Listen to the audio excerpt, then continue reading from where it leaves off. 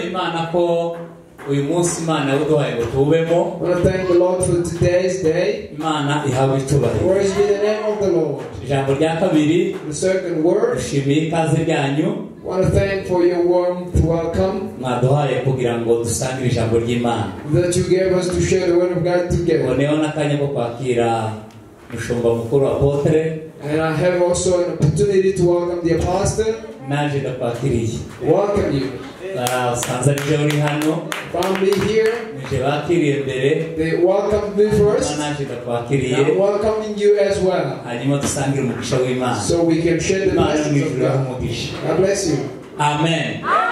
Katuganira ijambo ry'Imana. Let's share the word of God. Kurandagura mu bindi ntibikenewe. To speak other things is not needed. Ni amakuru y'abantu birirwa batindamo. It's just news of people speaking Ariko every reka day. tuganire ijambo ry'Imana. But let's talk the word of Kandi God. mwese turabakiriye mu ijambo ry'Imana. And we welcome all of you in Kandi God's mwese word. turabashimiye uhereye kubo twazanye. And we thank you for those that we came Abaririmbyi together. mwese twazanye. The singers, Muzamure ibiganza. lift up your hands. Imana ibaho umugisha cyane. God bless you. Mwagize neza. You've done well Kandi muzahore gutya. and keep it up.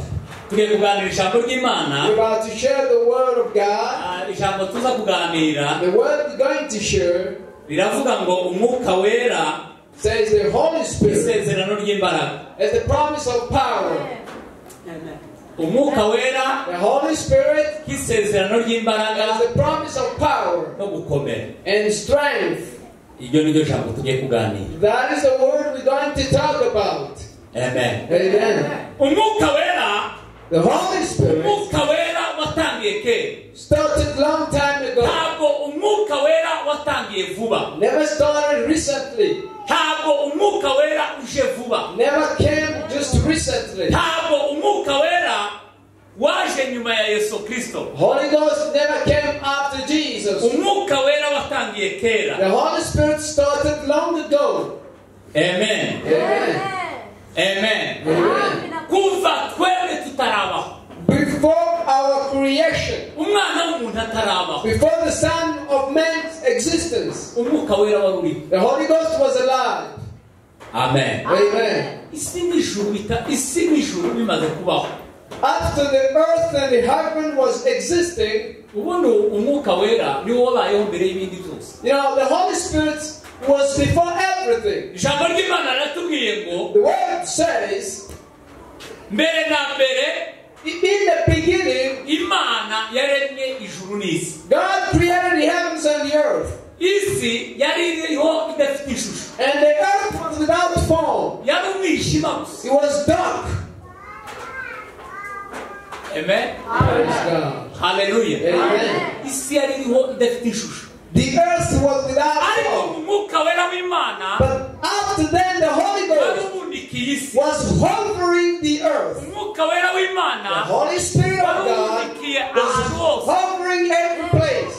Mu isi yari umwijima gusa. The earth was dark. The Isi Bible yari said. inyanja gusa. The earth was Isi yari ocean. umwijima. It was darkness. Ariko mu mwuka wera w'Imana wari ubundikiye isi. But then the Holy Spirit was hovering the world. Amen. Amen. Nta kintu na kimwe Imana yari kurema There's nothing that God was going to create itabanje gushiraho umwuka wayo. without putting first His Spirit. Umwuka wera ni ingwate. The Holy Spirit is the capital Igwatirisha ubugingo bwacu. that is responsible for our life. Nta bugingo bushobora kubaho budafite umwuka. There's no life that can exist without the Spirit. Kugira ngo ubugingo bugire agaciro. In order for the life to have value, Kugira ngo Imana ikiremwa cyose kibeho. in order for everything to exist, Yagombaga kubanza kukiremera espace. God needed to create a space for it. Buriya You know, kugira ngo umwana abeho. in order for a kid to live, Kugira ngo umwana abeho. in order for a kid to live, Imana izibanza igira ukundi zitegura mu nda y'umubyeyi. God has how He prepares it in the womb of the mother. Imana izibanza igategura placenta. God prepares the placenta Umwana azabamo. where the child will live. Noneho umwana yazabaho. And when the fetus is growing, akazahitira. he will find a place where to be. Abantu bize biology People study biology, barazumva cyane. they understand it better.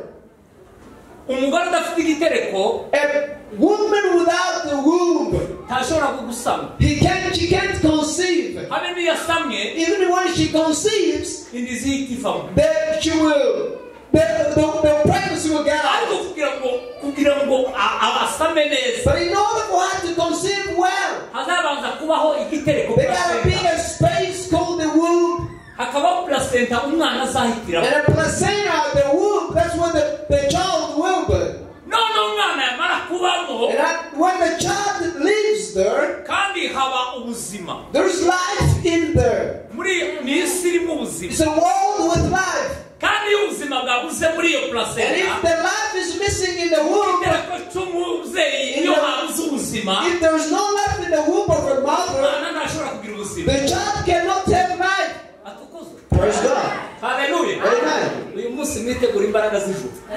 Wait for the power of God today. Umubwira nazumvise. I can sense it. Hanyuma rero, And after that, iyo Imana ije kurema umuntu, when God is about to create a person, yabanje kuzana umwuka He wayo, brings first His Spirit, aribwo bugingo buzima, which is eternal life, irabanza ibundikira isi, and then hold up the world, kugira ngo uwizarema so that everybody who be created azabona ahitira. will find a place to live. Namara kubona And ahitira, after finding a place to live, uheze He ubuzima. will give them life. Iyo Imana ije kuturema, So when God is about to create us, iraturema idafite aho iduhitiza, and He create us without a space to live, twari kumera nk'inda zivamo. we were gonna be like aborted children. Twari kugenda tuvuka dusohoka. Be like aborted every time. Ariko iri jambo rirakomeye muraza kuryumva. You understand this word? Tuzamure ibiganza. Let's lift your hands up. Haleluya. Praise the Lord. Haleluya. Amen. Nababwiye ngo mu gitereko cy'umubyeyi I told you in the womb of her mother, ubuzima. there's life. Nicyo gituma imbuto yose ihageze That's why every seed planted there, izishika ikagiraho ubuzima it bwiza, has a life there. izishika ikamera neza, And it finds the comfort right there. izishika ikabyibuha. It becomes fat. Na n'isi irimo umwuka. It's a world with a spirit. Amagufwa azakurira, The bones grows. umubiri ugakura, And the body increases the fatness. umuntu akavuka ari And the person gets born when he's alive. n'isi iba mu buzima bwiza. It's a world with a beautiful life. Iyo umuntu asohotse muri iyo si, When a person gets out of that world, ni cya gihe uzubona umwana avuka akavuza induru. that's when you see a baby, when he's born, he cries. Abavuye mu isi itarimo amakimbirane, He's coming out of the world without quarrelings. mu isi y'umwuka. A world of the spirit. Imana ifite uko aho yaturemeye kuba. God has a place He created for us. Iyo tuhasohotse, And when we get out of that place, hanze ni mu makimbirane, outside is quarreling. hanze ni mu nduru, Outside is noises. hanze ni mu bibazo. Outside is Iyo problems. turi mu isi Imana yaturemeye, Therefore, when we are in the garden of God, mu isi ibamo amahoro, it's a world with mu peace. isi ibamo urukundo, It's a world with mu love. isi ibamo It's ibyishimo. a world with joy. Umukristo wishe mu isi y'umwuka A Christian who enters the world of the Spirit azanyurwa n'aho ari. is satisfied with the place where he is. Ukazubwira ngo none ari kumwe n'abantu And ibihumbi. you find he's like with 1,000 people. Iyo asohotse aho And hantu, when he gets out there, hanze ni mu bibazo. outside is problem. Umukristo wagiye mu isi y'umwuka, A Christian in the spirit of in the world of the Spirit, mu isi y'umwuka nta rungu ribaho. there is no loneliness there. Musore w'umuntu wamenyereye gusenga wenyine, Just see a person who's been used to pray alone. ntagira ibibazo byo gushakisha abo basengana. They don't have problem to seek others that they can cooperate together. Ni byiza When he iyo sees atarabonye them, it's n'amahoro, good. When he doesn't, it's fine. kubera ko yamenyereye no kwisengesha wenyine. Because he's used to pray alone as well. Amen. Praise the Lord. Haleluya. Amen. Haleluya. Hallelujah. Rero turaganira kuri iri jambo. If we're going to talk about this word, Imana yaremye isi God, when He created the world, ibundikiwe n'umwuka wera w'Imana. powered by the Spirit of God, Ariko Bibiri iratubwira mu Itangiriro gatandatu, but the Bible says in Genesis 6, abantu bamaze kugwira ku isi, when people were filled in the world, abantu bamaze kugwira ku isi, when people were filled in the world, ibyaha nabyo biragwira. and sin increased, Nicyo gihe Imana yavuze ngo that's when God said, umwuka wanje tuzahorana n'abantu iteka. My spirit will never leave with a person eternity. Amen. Amen. Hallelujah. Hallelujah. Umwuka wanje tuzahorana n'abantu iteka. My spirit is not going to live with people for eternity. Nicyo gihe umwuka utangiye gutandukana n'abantu. That's when the spirit started separating himself from the Abantu people. batangira kubaho And people started living nk'inyamaswa. as animals. Abantu batangira kumera amababa. People started having wings. Abantu batangira kuryana. People started biting one Ibyaha another. biragwira. Sin increased. Aha muri iki gice In this chapter, birizi ivuga ngo abana b'Imana b'abahungu the Bible said the sons of God, batangira gushaka abakobwa b'abantu. they started looking for the daughters of men. Ngo abahungu b'Imana The sons of God batangira gushaka abakobwa b'abantu. started looking for the daughters of men. Amen. Amen. Iyo Bibiliya ivuga abana b'Imana When the Bible is speaking about the sons of God, hanyuma ikavuga n'abana b'abantu, and it speaks about the sons of men, ni ibintu bibiri it's bitandukanye. two different things. Abahungu b'Imana Sons of ni God, abahungu bari bamuzi ubwiza they bw'Imana, are the sons who are Bari bafite imbaraga of z'Imana. God, with the power of God. batangira gushaka abakobwa b'abantu. And they started searching for the daughters of Abakobwa men. b'abantu And the daughters of ni men, abantu bari buzuye ingeso za kamere, people filled with flesh bo batangira desires. gushaka abantu, And they started bo engaging one batangira another. kubyara abana They b'abantu. started giving birth. Abahungu b'Imana The sons of God n'abakobwa b'abantu and the daughters of men, batangira kubyara abana b'abantu. they started to give birth to the sons of men. Atukuzwe. Amen. Haleluya. Ibibazo biba birinjiye mu isi Problems started in the world.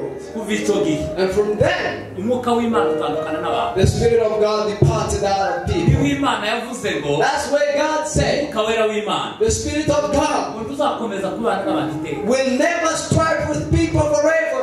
Kuva icyo gihe From that time, umwuka utangira kuzuza rimwe rimwe. the Spirit has been coming once and once every Umwuka while. ukazuza gusa uje gukora igikorwa The runaka. Spirit will come for a special assignment. Abantu babaho nta mwuka wera w'Imana. Without the Spirit of God, Ni nacyo gihe hagiye haza ibindi bihe. that's when other season intervened. Muzi ko habanje kuba igihe kitagira ibyaha. There was a time without sin, Haza n'igihe cy'amategeko. and there was a time of laws, Amategeko abantu batangira kuyoborwa and n'amategeko. people were led by the laws. Ubundi iyo hari umwuka wera Where there is a Spirit of God, amategeko ntakora. the laws doesn't work. Ariko amategeko atangira gukora ahatari umwuka. But the laws, they work where there is no Spirit of Nicyo God. gituma abantu batari kumva akamaro k'amategeko. That's why people don't understand the importance of the law. Amategeko wari umushorera w'isezerano. The law was the guider of the covenant. Ujana isezerano.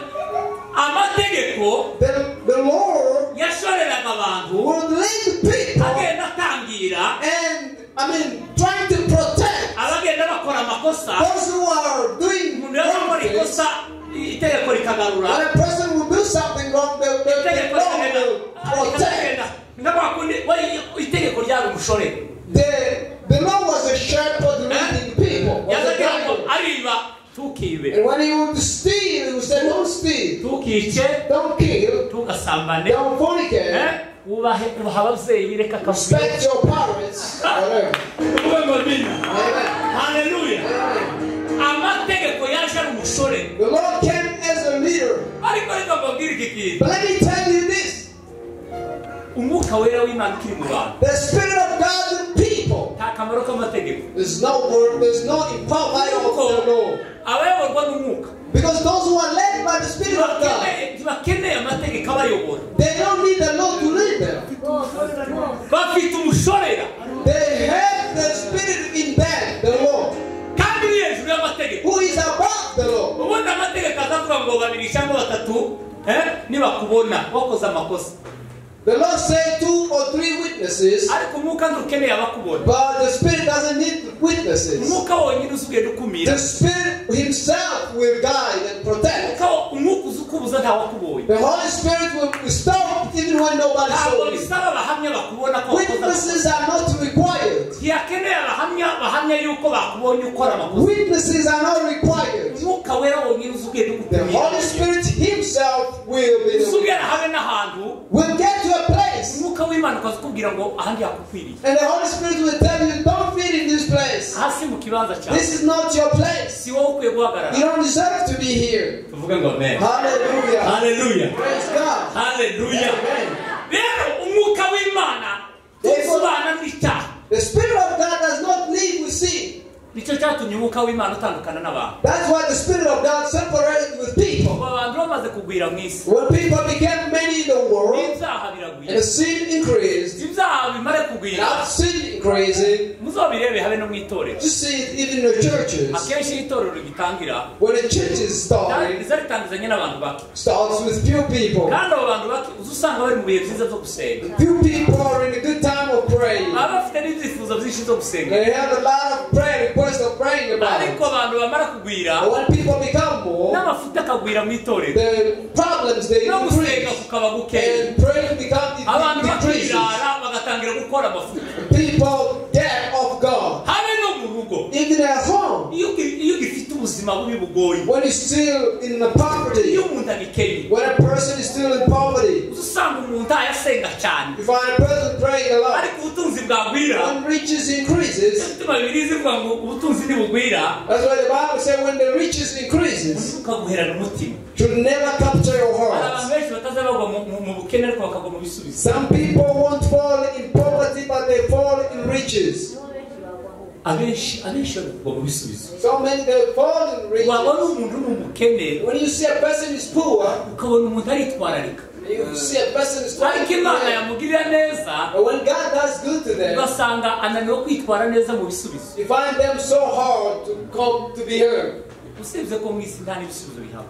There's not even great results and answers in the world. Muri mu kubona abantu tubasengera ngo baje hanze. Do you see we pray for people to go overseas? Hari uwabahamagaye hanze ko yarenze ibigeragezo. Anybody called you that he's over pressure of the world? Amen. Amen. Hallelujah. Kuva kera From long time ago, umwuka wera w'Imana wahozeho the Spirit of God was alive. kandi wazaga mu bantu And the would come in people, ariko ntiwabaga kuri bose. but not over everyone.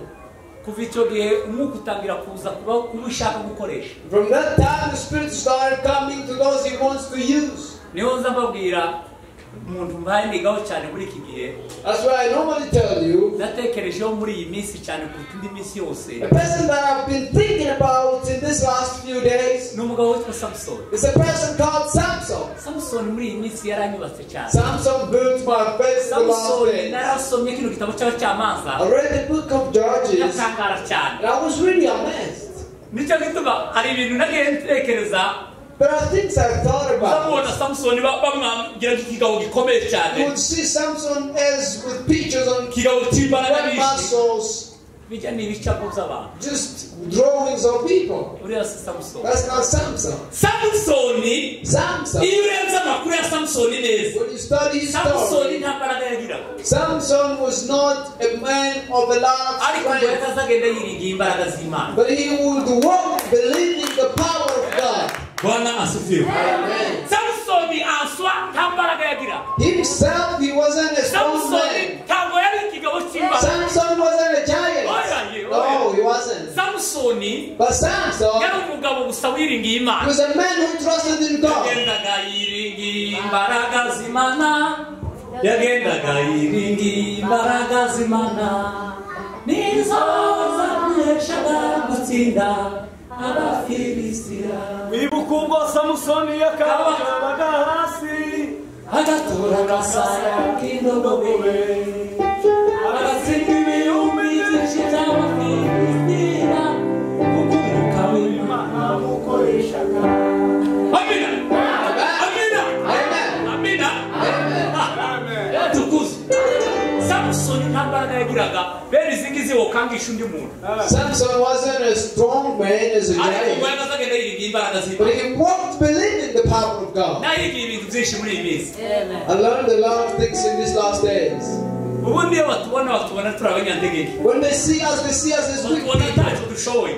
who are not able to do it. Abena Samsoni niko bamubona. That's how they saw Samson as Bamufata well. bakamuhambira. They could tie him. Burya byamuhambiraga nta mbaraga afite tying him without strength. ariko kubera ko yagendaga yiringiye But imbaraga because he walked believing the power of God, imigozi ngo yagaze yicagagura nk'inyuma he could untie the cords and small cords, samusoni small strings. umunsi umwe ngo yinjiye ahantu One day he entered in a certain place ngo baramurarira and they guarded him, abafilisitiya ngo baramurarira ngo barara ahantu hose bamuzungurutse aho yaraye and Philistine guarded him. ku muryango ngo bari barubakishije ngo inkingi z'amabuye On the girth there was pillars of stones. samusoni kubera ko yiringiye imbaraga But because Samson was believing in the power of God, bibiliya y'ikirundi zivuga ngo zagaze zimanukaho kabushungwe zagaze zimanuka briskema the Bible of Kirundi says it used to come and zagaze just right zimanuka away. zigakora umurimo Would come right away, zarangiza zigasubirayo instantly, and then go back.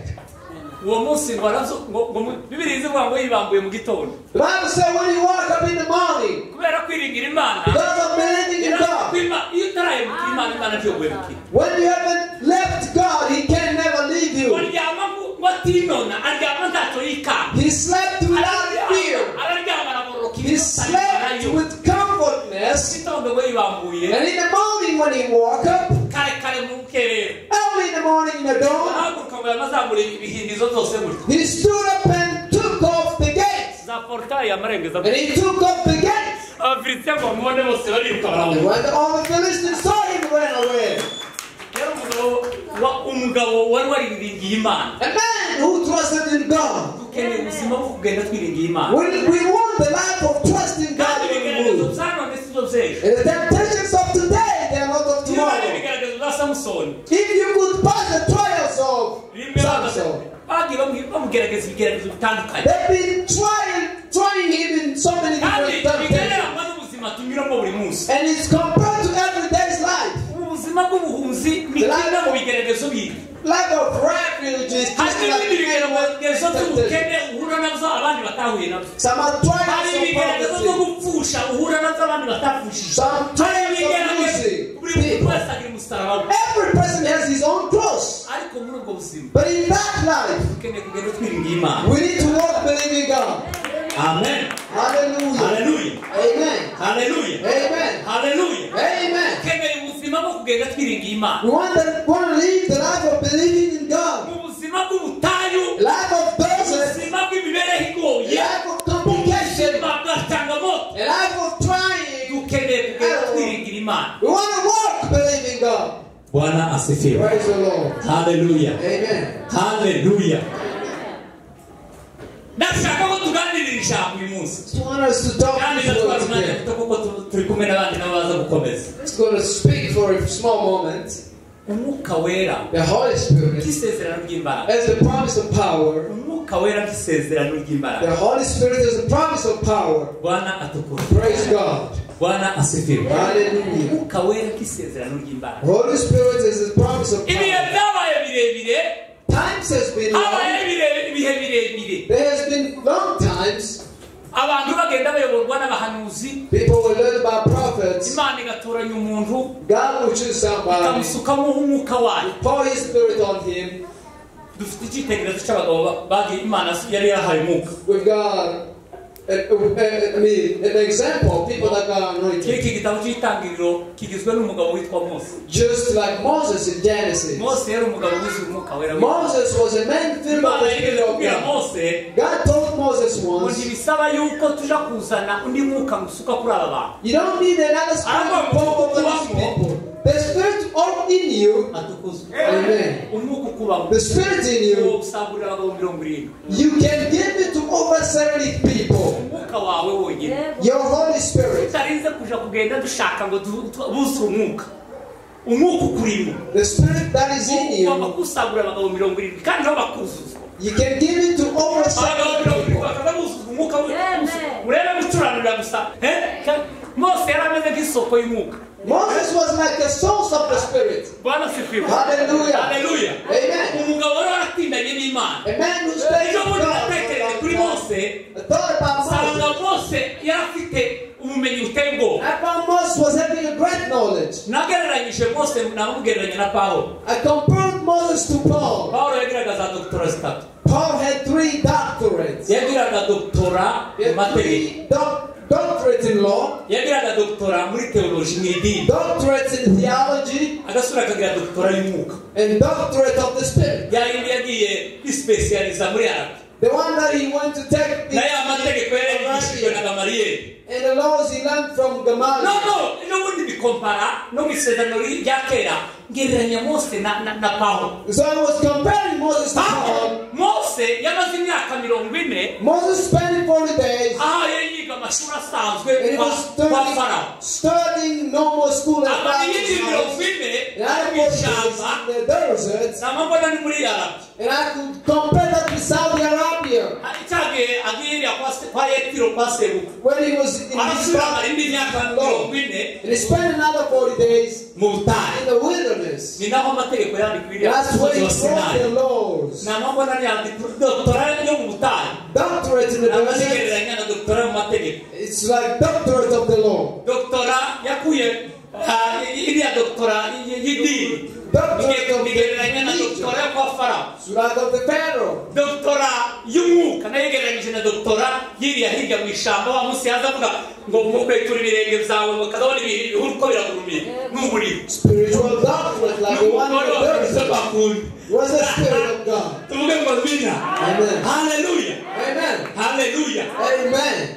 yari yuzuye imbaraga Was filled with power. yari yuzuye imbaraga Was filled with yari power. afite experience mu miyoborere Then experience in yari yakuye leadership. kwa farawo Now he learned from yari afite Pharaoh's house. experience He had an experience y'umuco in cultural things kuko sebukwe niwe wabaze umwigisha because his father-in-law taught yari him. umuhanga cyane yetiro His father-in-law Jethro was a very good man. kumereye nabi He said, "You have a very great word." wagabanyije niwe wazanye ya pouvoir du peuple pour le peuple He's the one who brought the ubutegetsi bw'abaturage bukorera democracy. abaturage Democracy. aramubwira ngo uragowe He said, "You wema taught me. yirirwa muri ofisi akakira abantu kuva mu gitondo bukira How could you receive people in the morning of aramubwira ngo evening?" gabanya ubutegetsi They say, "Put the sisiteme ya centralization." mose ariyo tugikoraho n'ubu That's the same mose niwe system wazanye of abantu worship. bakumi He brought 10 niwe wabizana neza amakomine commune, bagenda gabura bamwe kabaheza ijana abandi 10 bring community and stuff like that. bakurikije ubushobozi bwa buri mugabo wese uzi gutekereza And he barangiza afata abayobozi gave abayobozi 70 ngo And he took 70 Imana leaders. iramubwira ngo tubisaba kubasengera God said, "You don't need to pray over them." yavuze ngo turanuka And he said, "Just give them your spirit." atukuza Amen. imiti wese turanura Just give them your spirit. turanura Just give them your overflows. bwana sifiwe Amen. haleluya Amen. rero mureke mbabwire iki kintu Let me tell you this. ikintu cyose muzabona gifite isezerano ry'igihe kirekire Everything you see has a promise of a very long time. ntimukumve ko ari icyoroheje Don't think it's easy. mu bintu byabatwaye igihe kirekire In all things that took long ni ugutegereza yesu nk'umucunguzi was to wait Jesus as a redeemer. yesu bamutegereje nk'umucunguzi They've been waiting Jesus as a savior. baramu yaramuhanuye Balaam prophesied about him, imyaka 800 irashira and 800 years passed by. ababwira ngo dore ndamureba He said, "I see ariko him, si ubu but he's not. ndamwitegereza now. I ariko can see nandi him, but he's not near." atukuze mu imyaka 800 irashira 800 years passed by. isezerano ryo gutegereza imyaka 800 ntimukaryoroshe The promise of waiting for 800 years. Yesaya ngo yazavuga dore duhawe umwana w'umuhungu And Isaiah was saying, "We're receiving a son." dore akazamuvuga ngo dore n'ibitugu bye dore Look at utwara his byo gusaba shoulder. ku bitugu bye His afite power on his igitangaza shoulder. mushana My umwami power. w'amahoro The king of niwe peace. yazamuvuga nk'umugore He was saying there's somebody nearby. imyaka 700 irashira The 700 years passed by. abo bagabo bose ngo bamutegereje And all of them who waited on him, bapfuye batukizeye they died to believe it. tuvuge ngo amina Amen. haleluya Amen. bapfuye batukizeye They died to believe it. bapfa batamubonye And they died without seeing sinituma him. simiyoni ngo yamubonye That's why Simeon saw him. yamubwira musezere umugaragu wawe And he said, "Tell me your abandi servant to bagabo go." tutaramanye abandi bagabo twategerezanyije We've been waiting for this man without a man. ntibakiriho They died, all of them. ntabwo bakiriho bose They're no longer alive. They died. njyewe ndabibonye. But I saw him. Simiyoni yavuga ngo sinkwiye ko no kuraraho. Simeon said, Yaba bamusezerera you umugaragu gotta wawe. say bye to your Ntabwo servant. mwene Fanueli nawe yari igihugu. Ana baramubwira ngo si wowe wenyine wategereje. And Anna said, you're not the only one who waited. Jewe wihanganiye umusaraba w'umupfakazi. I've been carrying the cross of umugore we leadership. umugabo we imyaka irindwi. She's been with her husband for 7 years. ari And umupfakazi. she spent 44 as a widow waiting. Tuvuge ngo amen. Amen. Munsi niho munsi ayere misere prise. That's when there was a separation. Niho munsi yabaye hand over. That was when there was a Yerekanye mubasha riva kubagaburisha ku bagore.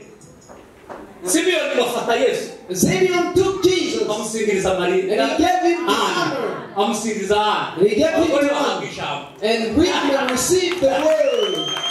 Bwana asifiwe. Hallelujah. Hallelujah. Praise the Lord. Tegereza Yesu ntizari zoroshye. Waiting Jesus was not easy. Tegereza Yesu ntizari zoroshye. Waiting Jesus was Bwana not ntabwo easy. ngo dore duhawe umucungu. Others will say, look, the same Abantu bakanezerwa imyaka People, they're happy. imyaka igashira magana. years will prosper. Banezerewe gusa ngo dore duhawe umucungu. People will be rejoicing you in the Nicyo Savior. gituma Bibiliya ivuga ngo That's why the Bible says yaje mube he came into his own, abe ntibamwemera. and his own people did Ariko not believe. abamwizeye But those who believed ngo in bakizera him, izina rye. and believed in Ngo yabahaye him, ubushobozi he gave them power bwo kwitwa abana to b'Imana. be called the sons of God. Amen. Amen. Hallelujah. Hallelujah. Yesu yaraje aravuka. Jesus came and was born, Abaho akora imirimo. and he did a lot of works. Bukeye arapfa aravuka. And he died and rose again. Naho tugiye kuganira We're gonna start. gusezera abigishwa be. And said bye. Yesu abwira abigishwa be, nimwe bagabo b'ibyo kandi ngiye kuwowe. Umwuka wera ari ngomugure ugeze uba muzabimba imbaraga zivuye mu ijuru. Naho tuvuga umwanya muto turangiza atukuzwe. Haleluya. Amen. Yesu amaze gupfa After Jesus himself, arazuka. he rose again. Amaze kuzuka After he rose, akurikiraho etape yo kwiyereka abigishwa. he was manifesting himself to his Yesu disciples. yereka abigishwa be Jesus manifested himself to his disciples. It's a long story. uhereye umunsi azuka. From the day he rose again, Magarena na Madagarena Mary and na Magdalene Mariya wundi and the other Mary, bose ngo baza kumva and Yesu. they came to the grave of Ngo Jesus. bazindukana ibihumura neza They came with ngo perfume baje gucucagira in kumva. order for them to put them on the Bageze grave. kumva When they get on the tomb, basanga imvi and irarangaye the tomb was open, ngo batangira kurira and they started crying, ngo binjira mumva and they entered in the grave, babona imyenda yari and muhange they saw the clothes that was wrapping him. barabaze biki cyabaye. They said, what happened? Ibi ni ibiki byabaye What happened here? ngo bavuze induru. And they cried louder. Yesu And Jesus, ijambo ryaranejeje muri iyi this word blessed me a lot. amagambo byanejeje mu muzuko wa Yesu ejo bundi. In the word that helped me in this last, Ni aho ngaho kumva it was on the grave. Yesu yapfuye Jesus died ari umuturage usanzwe, just as a normal citizen, ariko Yesu azuka ari umwami. but he rose as a king. Amen. Yesu Jesus, apfa when he died, yahambwe n'abantu bakeya he was buried with few kandi nabo people, barashaka gusa bashyiramo. and they took him and Ariko ngo buried him. azuka And when he rose again, hamanuka marayika. angel came, Marayika iza gukora protocol. and the angels came to do the protocol. Ntabwo ari umuntu wese uzi ukingura umuryango wa perezida. Not everybody opens the door of a president. Marayika niwe waje gukuraho ikibuye. The angel came to open Yesu the yarananiwe tomb. gukuraho ikibuye. Jesus wasn't unable to Twagombaga move, kuboneka protokole but the prodigal was there. ikingurira umwami w'abantu. He moved and opened for the King of Kings. Amen. Amen. Hagombaga kuboneka protokole ukingurira umwami w'abantu. The prodigal was needed, Marayika ngo ava mu ijuru and the angel came araza ngo out, bari bubirambika ibuye. and he rolled the stone. Ngo arangize ntiyaja kure. And he never went far Ngo away. yamagenda yicara mu gashyamba hirya. And when he sat in the forest, Ngo arangize ngo aguma kuobserva gahunda zikurikiraho. and he was looking what was happening Ikindi nearby, cyanejeje what else helped me a Yesu lot. yazutse abarinzi bose ngo bari maso. And all the gods were aware. Ntiyigeze basinziriza. All the gods were aware. Yari akeneye ngo abarinzi aribo batemwe ku kirere. He wanted the gods to be the Yari akeneye ngo witnesses. abarinzi babandi bize bizewe n'igihugu bakaza kurinda imva Why aribo bazaba abahamya. they got to be the witnesses. Yesu yazutse babireba. Jesus rose when marayika amanutse so how babona the protokole y'ijuru ukuntu so the yari protocol for heaven barangiza bari kumaja kubivuga. and they reigned and spoke. Bari bayobowe ingabo zaramu zayobowe n'umugabo witwa Elimeleki. The soldiers were led by. baragenda ngo bashike bakuzaza bati wa mukobwa yazutse. They said the man is wrong, is risen. bakazabafurira amafaranga And they would bribe them in order for them to keep silent. bakazabashikisha. They would bribe them.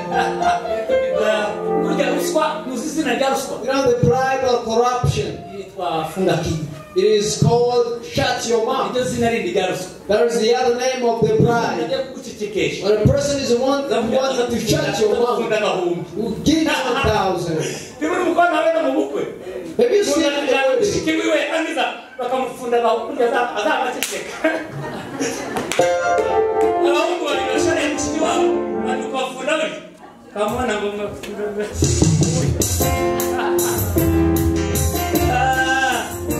za ruswa zatangiye kera. Bribe started a long time ago. umuntu bamufunda akamushyikika. When they give a person the so bribe, yagahamya akamabi akuraho. and they will remove all the witnesses. uzagabanyiriza ruswa. ruswa ni icyaha. Bribe is a sin. Amen. Amen. marayika amabwira ba Mariya arababwira ngo se ko murashaka iki umuzima mu bapfuye. And the angels told Mary, why looking Mariya alive? bazagarana ngo ntiyazungu. Mary Baramubwira Magdalene ngo could not conceive. bagira ngo ni umurinzi w'agashyamba. He told he was a baramubwira ngo guardian. nimba ari wowe wamujanye watubwiye aho wamushyira. And he said, if you took him, please tell us where he arababwira is. ngo ntakiri mu mva yazutse. He's no longer in the grave, he is risen. ngo baranezerewe. And they were rejoicing. Bwana asifiwe. Praise the Lord. Haleluya. Hallelujah. ngo bari kunezerwa. And after rejoicing, bakababwira ba Petero. they ran and told Peter, Petero na Yohana. Peter and John, ariko ngo akiri aho ngaho marayika as the angel was still arababwira there, ngo mwirukanke duhure i Galilaya. say, go, let's meet Bona in Petero nawe Galilee. ntabure. But you should tell Peter as well. arangize baragenda And after they went, abibwira abandi. he told it to others. Petero na Yohana nabo bariruka Peter bagera hariya and John, they met over. bashike basanga amakuru n'impamu. They found it's the true news. iyo usomye amakomantere neza When you read the commentary, bibiri izamuvuga ngo barirutse. Bible says they ran away. komantere bibilika ivuga ngo barirutse Bible says they ran. ndetse ngo Yohana asiga Petero. And John was faster than Peter. ariko ngo bahagere ngo barareba. But when they got there, Petero they looked in the grave. batibukiramo Peter entered in the grave. basanga n'imyenda yari ihambiriye muri And aho. he found only the clothing. yamagaruka aje kubwira abandi. And he came back to tell others. yesu atangira kugenda yereka abantu. And Jesus was manifesting himself to akurikiye others. igikorwa cyo kugenda yereka abantu. He was manifesting and showing himself to people. ngo ahura niho yahuye n'aba bagabo baje Emausi. That's when he met people who were going into the mouse. ibiki ko mubabaye cyane. Say, why are Sobera you murimo sad? nakiki. Where you said? waramubwira ngo uwahehe utazi amakuru. Say, where are you coming from? wa mwana wakora You- ibitangaza abatanzi n'abakuru b'idini bose ntibaraye bamutanze. yaza tukaburira ibitangaza twari duheze ibitangaza twaza turya ibitangaza ibimuga zaza bihaguruka impumyi none abakuru wahe uri mushiti w'iki gihugu. Where are you coming from? nasomye bibiri ijambo ry'Imana I read the Bible, the Word of God, irambwira ngo Yesu ngo batera igihuni ku maso and Jesus closed their ngo eyes, ntiyagira n'umumenyi. and nobody's noticed him. Yesu azutse When Jesus rose, nta muntu wigeze amumenya usibye aho yibwiye. nobody noticed him except the people he introduced himself to. Yesu yazukanye undi mubiri. Jesus rose up with another body. ni nabwo bidushushanyiriza yuko natwe nituzuka tuzozukana indi mibiri. That's what comes to us when we rise. We'll rise up with new bodies. muri kubona ko umuntu yarapfuye nabi. See how a person dies. Yesu yapfanye ibikomere. Jesus died with uzi wounds. ko no mu bitangaza byabaye Even in the miracles that happened. usiku Yesu yapfanye ibikomere azukana inkovu. Jesus died with wounds and rose up with scars. ntawigeze amumenya. Jesus, when he rose up, nobody knew him sinzi abo yiyeretse wenyine. except those he manifested himself to. reka twihute Let's rush. tuvuge ngo amen. Say amen. haleluya. Hallelujah. Yesu yereka abantu igihe kirekire. Jesus Jesus manifested bukeye himself. babajana ku musozi wa Mizeituni. He went to the mountain of Olives, Noneho iri jambo twasomye where we read, agenda biyereka showing himself to people, ngo bageze hari hafi y'i Betaniya, and near Bethany, ngo arangije atangira kubasezera. and he was saying bye to them. Niho yababwiye, That's what he told them. yabanje ngo kubajana hepfo ku kiyaga. When the first time he took them on the lake, Kwa Musa biyereka na Toma, hari kuko yabanje kubiyereka Toma adahari. the first day he showed himself when Barangiza Thomas noneho was bukeye there, biyereka na Toma ahari. and then the next day Thomas was Bukeye around. babasanga ku kiyaga bose bari hamwe, They were on the lake, all of them, bose ko ari 11 intumwa. 11 as they were, Bamare kubiyereka and after manifesting himself to them, ngo bose ngo barakundaga ngo bose ngo bagwa mu kantu. and all of them were Yesu surprised. arababwira ngo se niki kibabayeho, Jesus told them, what is happening to you? niki cyababayeho. What is happening to you? Aramubwira ati tuba tumenye niba ari umuzimu nimba ari iki. Say, we don't know if it's a ghost or what. uwo munsi Yesu yaberetse inkovu z'imbere, That's when Jesus showed them the izo scars. tuzaturirimba ngo naza nkovu z'imbere. The one who sang the Yesu scars. azazitwereka. Jesus will show us the scars. Amen. Haleluya.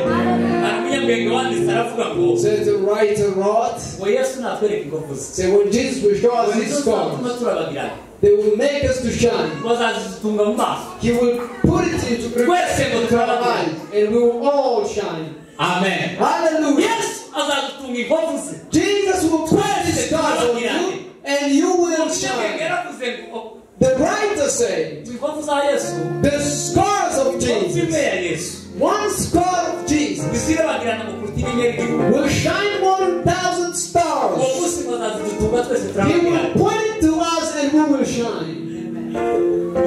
Ejo bundi Nyabashishi yaravuze Kitengera, Recently, abantu bari kurwanira mu itorero, somebody said, people fight in the church, ese ninde ufite inkovu z'imbere, and he said, who has the scars? ese ninde wapfiriye itorero, Who died for the church? ngo ninde ufite inkovu z'imbere n'iz'itorero. Who has the scars of the church? Ninde ufite inkovu z'imbere z'itorero, Who has the scars of the church? azatwereka natwe And will show it to us, and we will know what to do.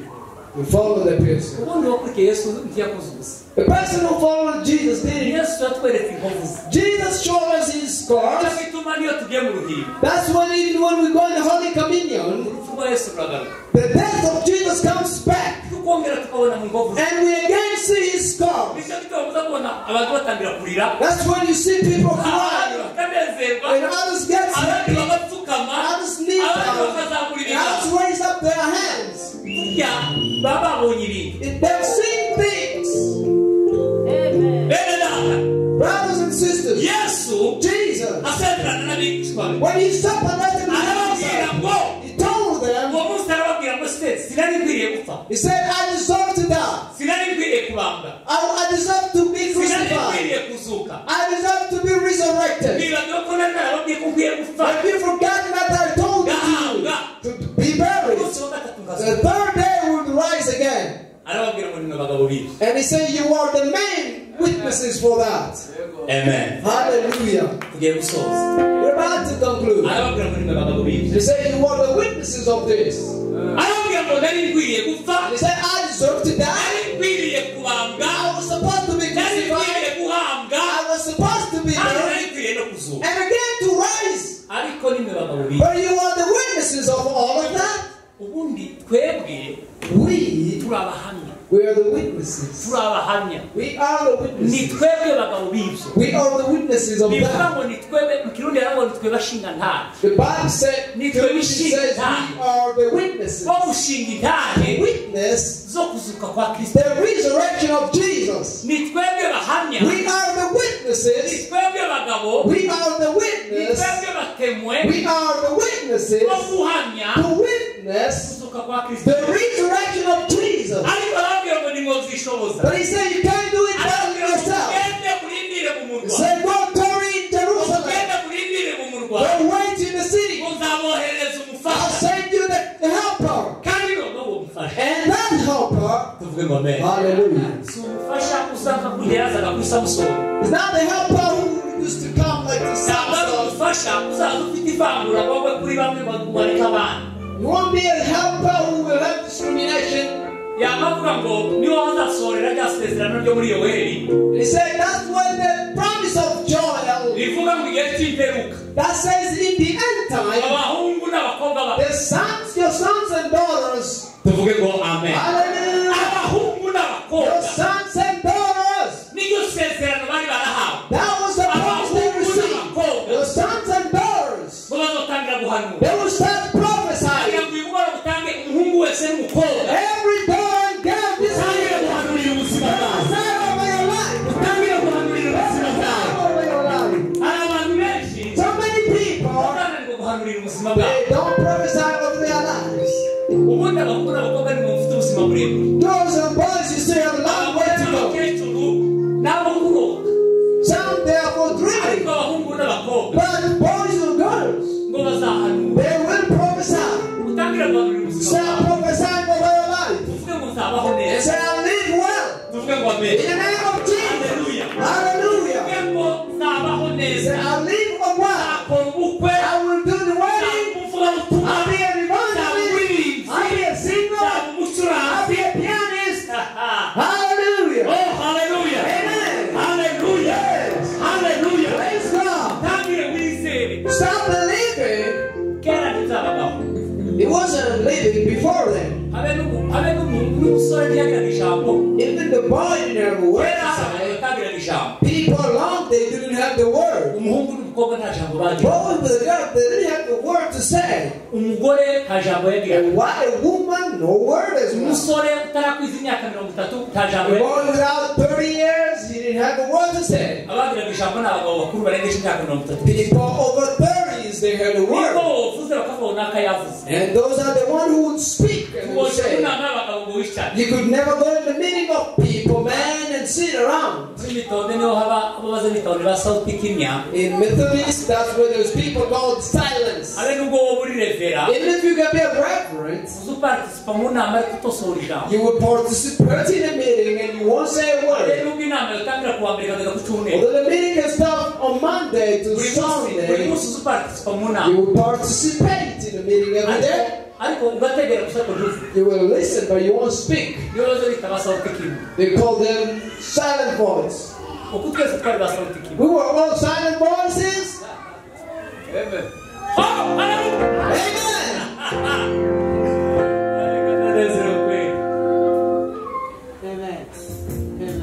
abakobwa nta jambo. Girls, they didn't have a word. abahungu nta jambo. Boys, the same. abagore nta jambo. The women as well. no twebwe abanyamahanga. But we Gentiles, muzi ko itorero ikanisa ry'i Yerusalemu ryagiraga ibyumba bitatu. the church in Jerusalem, the temple had three icyumba cya courts. sare y'abagabo nk'iyi. There was the courts of men, hano hirya habaga sare y'abagore. courts of ladies, hirya and on the other side, kuri sare yo hirya ya gatatu habagamo sare y'abanyamahanga. and there was a Gentiles courts on the other side. abanyamahanga. Who were Gentiles? niyo Pawulo yavuze. That's what Paul said. abwira Abaefeso. And he told the aho Ephesians. bavuze bibuka ko mwari abanyamahanga And kera. he said, remember you were Gentiles. bibuka ko mwari abanyamahanga kera. You were Gentiles long ngo ago. mwari ho mudafite imana rurema. You were living without a God. ngo ntimwari mufite amasezerano You y'ibizaza. didn't have the promises of things to come. habe n'amasezerano yo kwakira umwuka we. Even the promises to receive the Holy Spirit. twebwe nayo twari We dufite. didn't have that. twebwe ntitwari dufite amasezerano. We didn't have promises. abandi bana bategereza amasezerano. Others who want promises. ariko arababwira ngo twigirirwe hafi n'amaraso ya Yesu. For example, we're drawn near by the blood of the Lamb of Jesus. Bwana asifiwe. Hallelujah. twigijwe hafi n'amaraso ya We Yesu. were drawn near by the blood of Jesus.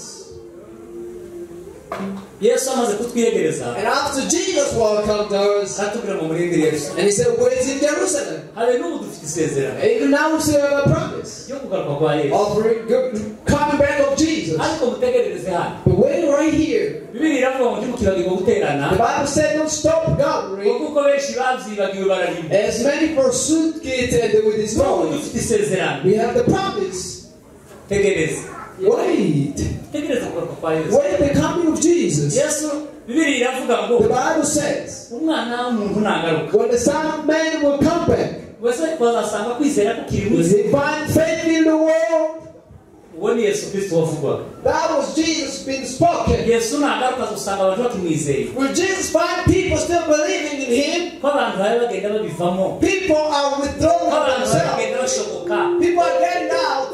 Umwana w'umuntu nagaruka. When the Son of Man comes, Azasanga kwizera will he find faith in the world? Uko bize mu mugwa, mu mugwa. Stay in Jerusalem. Imana mu ijuru.